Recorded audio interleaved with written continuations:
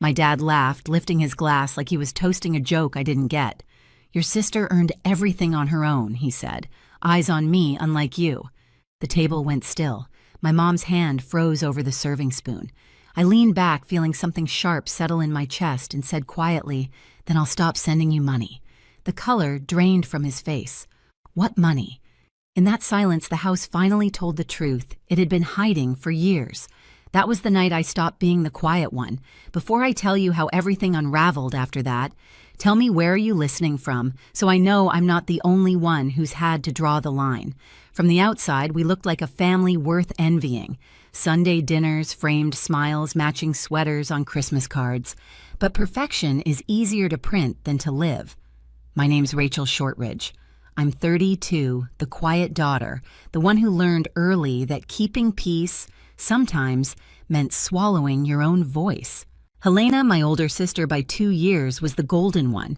Teachers adored her, neighbors bragged about her, and my parents treated her success like a shared inheritance. My dad, Frank, ran our house the way he ran his old restaurant. Every opinion had to pass through him. Mom, gentle but exhausted, spent years translating his pride into apologies no one asked for. When the recession hit, their mortgage slipped behind. I had just started my job at an architecture firm, barely steady myself, but I told Mom I'd help until they caught up. $5,000 a month. Quietly, responsibly. Dad refused to use online banking. He didn't trust screens with his money. So I wired everything to Helena's account. She promised to deliver it in cash, or checks said it made things easier. I believed her, because believing her was what we all did. Over time, those transfers became routine, like paying a bill for peace. Each month, I sent the money and waited for a thank you that never came. When Dad mentioned the mortgage being under control, I felt a small warmth, thinking I'd helped. Helena would send an occasional text, "handled," and that was it. Still, something always felt off. The last time I visited the house looked more tired than before, paint peeling the fridge, humming too loudly. Mom smiled through it the way she always did. "Helena's helping us manage things," she said. I wanted to believe it. I really did. That night, while Dad turned up the volume on the evening news and Helena scrolled through her phone, I sat at the same table I'd grown up at, staring at the family photo framed above the fireplace. 4 smiles, 1 truth missing. If I'd looked closer, maybe I'd have seen what was coming, the cracks already running through our perfect picture. Dinner that night felt like everyone before it, too polite to be real. The table was set with the good plates that only came out on holidays. Mom's rosemary chicken filled the air, the same scent I'd loved as a kid back when the silences hadn't yet learned how to bruise. Dad poured himself another glass of wine, looked around the table like a man inspecting a stage, and then smiled in Helena's direction. "Your sister really figured it out," he said proudly. "She's got instinct, ambition." He looked at me when he said it, but the smile wasn't for me. I felt it like a splinter under the skin, familiar, sharp, impossible to ignore. "I'm happy for her," I said the way I'd said it my whole life. Mom nodded absently, reaching for the mashed potatoes. Her hand trembled a little. Dad chuckled, adding, "All on her own, too." No handouts. The air changed. The clink of his glass against the table sounded louder than it should have. I could have smiled and let it go the way I always did. Instead, I leaned back in my chair and heard my own voice, low but clear. "Then I'll stop sending you money." The room froze. Even the hum of the refrigerator seemed to pause. Mom's spoon hung mid-air. Helena's fork slipped and hit her plate with a dull scrape. Dad blinked once, twice before his expression broke. "What money?" he asked. His tone wasn't angry, it was confused. Sincere. That was the worst part. I met his eyes. "The $5,000 I've been wiring to Helena every month, for you and Mom, since last April." He frowned. "You've been what?" Mom looked at Helena, her face draining of color. Helena straightened in her chair, her voice brittle. "She's exaggerating. There were delays." Some months she sent it late. Every month I interrupted quietly. The first of each one.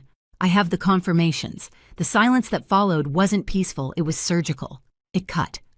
Dad turned to Helena again. "We never saw a cent." Helena's jaw tightened. "You don't understand, there were expenses." Investments. What kind of investment costs $60,000 and leaves you with nothing to show? I asked. Her eyes flashed. You wouldn't get it, Rachel. You never believe in anything unless it's safe. Believing in family shouldn't be unsafe, I said. Mom's eyes filled, her voice trembling. Helena, is it true? Helena looked away. It's complicated. The steam from the food had gone cold. I stood up, pushing my chair back slowly. Then I guess it's her problem now. Dad's hand gripped the edge of the table. He looked at Helena again, but she wouldn't meet his eyes. And in that single breath between truth and denial, I knew the house had just changed forever. That night, the house stayed awake. Every wall seemed to breathe with us, restless and heavy. I lay in my old room, staring at the ceiling, tracing the faint glow of the plastic stars I'd stuck there when I was 16. Down the hall, voices murmured, Mom crying softly, Dad pacing. Helena's door stayed shut. I turned on my lamp and opened my laptop. The habit was automatic now. Check the payments, the transfers, the statements. Each line stared back at me like an accusation, $5,000 on the first of every month.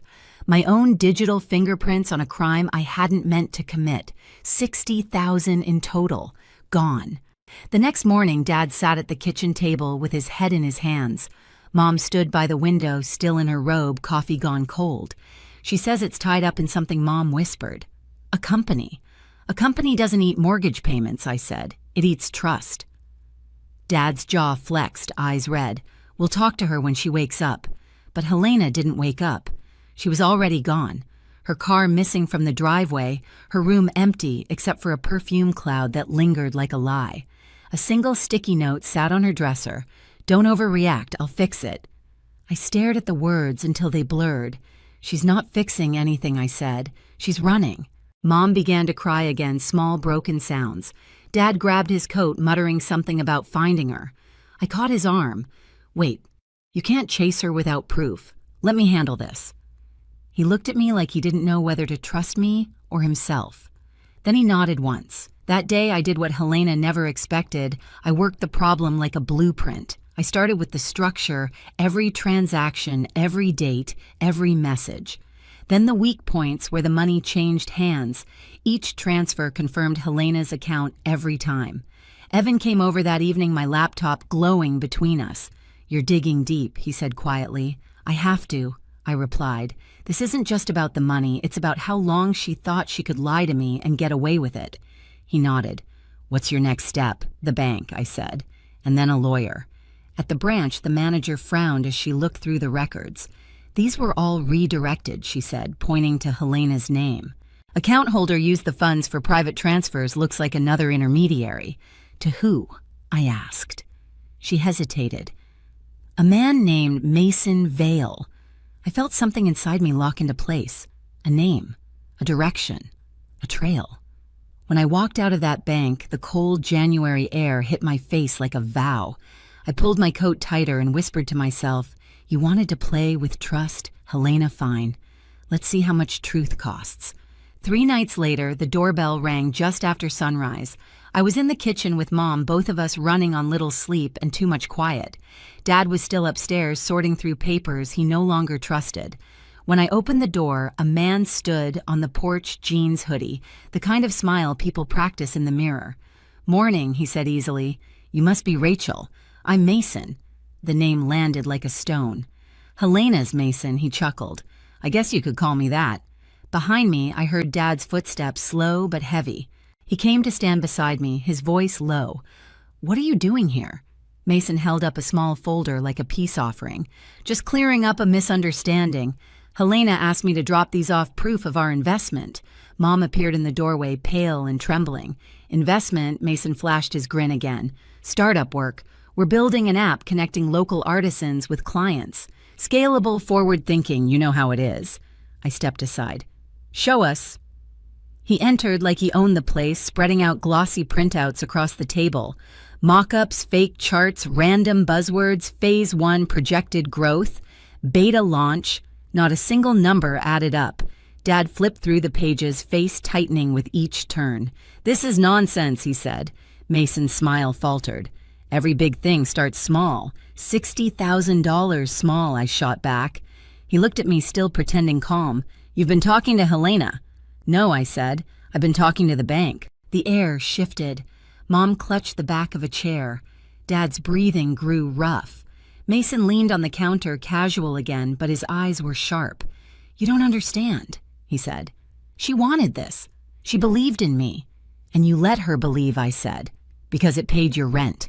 Before he could answer, the sound of tires crunching on gravel filled the silence. I turned to the window.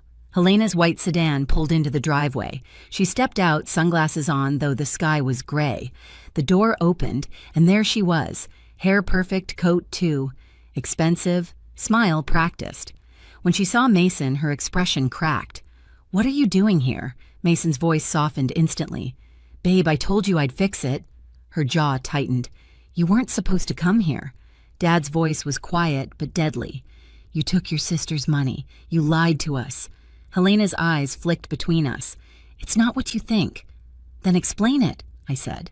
"Because 60,000 disappeared, the mortgage fell behind, and somehow he's driving a new car." She looked at Mason. "You said we'd double it in a year." His shrug was careless. "Plans change." "Plans?" Dad's fist hit the table so hard the glasses rattled. "You stole from your own family." Helena flinched but still clung to the illusion. "It's not stealing if it's an investment. We just needed time." Mom's voice broke. "We skipped our payments because we trusted you." The silence afterward was the kind that swallows sound. I took a step closer to Mason. "So what's your real job?" He smirked. "I'm an entrepreneur." "Funny," I said. "Your last business owes back child support." His face twitched. Helena turned toward me, shocked. "What are you talking about?"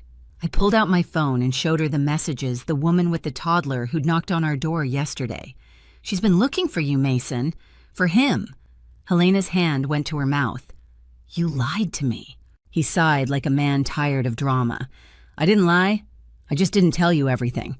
That's the same thing I said." Dad moved around the table, standing toe-to-toe with him.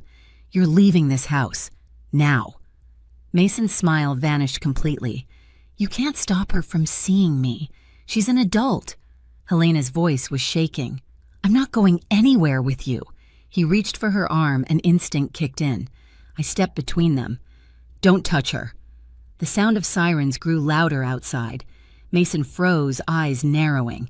"What did you do?" "Just returning the favor," I said. "I called the police an hour ago. They're very interested in where the money went." He backed toward the door as flashing lights painted the walls red and blue. 2 officers entered. "Mason Vale," one asked. Mason tried to laugh. "This is a mistake." But his voice broke when they cuffed him. Helena sank into a chair, her entire body shaking. Dad leaned against the counter, pale and silent. Mom cried into her hands. As they led Mason out, he turned to me, his voice a whisper meant to cut. "You think you've won. There's always another version of me out there." I met his eyes. "Then I hope she finds someone like me, too." The door shut behind him. The house exhaled for the first time in months. 2 weeks later, the police called.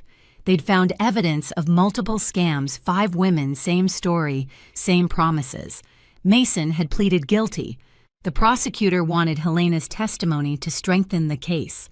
At first, she refused. "I can't face him again," she whispered. "You already did," I told her. "And you survived it." In court, Helena sat beside me. She spoke softly but clearly, describing how Mason convinced her to invest how he'd used my transfers as seed money. Her hand shook, but her voice held steady. When Mason tried to look at her, she didn't look back. When the verdict was read, 3 years in prison, 18 months without parole, the room went still. No applause, no celebration, just relief. Dad's hand found mine under the table. Mom sobbed quietly beside him. Helena let out a breath that sounded like surrender. As the bailiff led Mason away, his last glance was met with nothing. We walked out of that courthouse into cold, bright daylight. For the first time, it didn't sting. It felt clean. Later that night back home, I stood in the backyard holding a small box, photos, old receipts, a few notes he'd written Helena. She stood next to me, lighter in the shoulders than I'd ever seen her. "Are you sure you want to do this?" I asked. She nodded. "It doesn't mean anything now." I struck the match. The flames caught curling through the paper, turning everything he'd touched into smoke.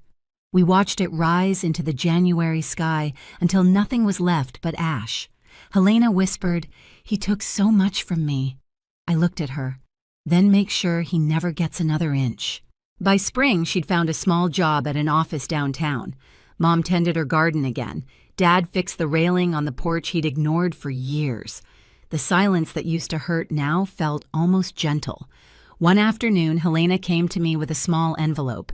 Inside was a photo of us as kids at the county fair missing teeth. Sticky fingers laughing like we didn't know what betrayal meant. On the back, she'd written, "Thank you for not giving up on me even when I deserved it." I didn't say anything. I just hugged her. For once, the house didn't need words to stay standing. The weeks after the trial felt strange, like the air inside the house had been rewired. Mom started leaving the curtains open again, sunlight spilling across the kitchen tiles. Dad took long walks in the morning, no longer carrying that tightness in his shoulders. And Helena, she didn't try to perform anymore. No perfect hair, no expensive perfume, no excuses. Just her quieter, humbler, still finding her footing. She found work as an office assistant downtown. It wasn't glamorous, but she said it felt honest. Every evening she came home with a packed lunchbox and new lines on her hands, the kind that came from effort instead of guilt. Sometimes I'd catch her sitting in the garden with Mom planting herbs. The same rosemary Mom once used to season the chicken that started everything. One night, Dad sat beside me at the table while I went through some bills.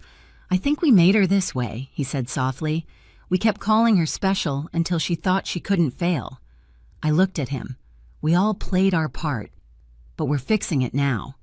He nodded, exhaling. "I'm proud of you, Rachel." It hit harder than I expected, maybe because it was the first time he'd said it without comparing me to anyone else. Later, Helena joined us carrying 3 mugs of tea. "We'll be okay," she said, half to herself, half to us. For the first time in years, I believed her. The house was finally quiet, but not the kind of quiet that hides pain. This was a different silence, the kind built on truth. A month later, I packed my suitcase for Seattle. A new job, a new start. The morning light pooled through the kitchen windows as Mom folded laundry, and Dad read the paper like old times. Helena walked me to the car, her sweatshirt sleeves pushed up, a faint smile on her face. "You're really leaving," she said. "It's time I answered." She slipped an envelope into my hand, a photo of us as kids, holding cotton candy cheeks sticky with sugar. On the back, she'd written, "Sometimes you have to lose everything to see what's worth keeping." As I drove away, I looked once in the rearview mirror. The house looked smaller but lighter somehow. Family doesn't break you unless you let it. If this story hit close to home, share yours in the comments and subscribe for more.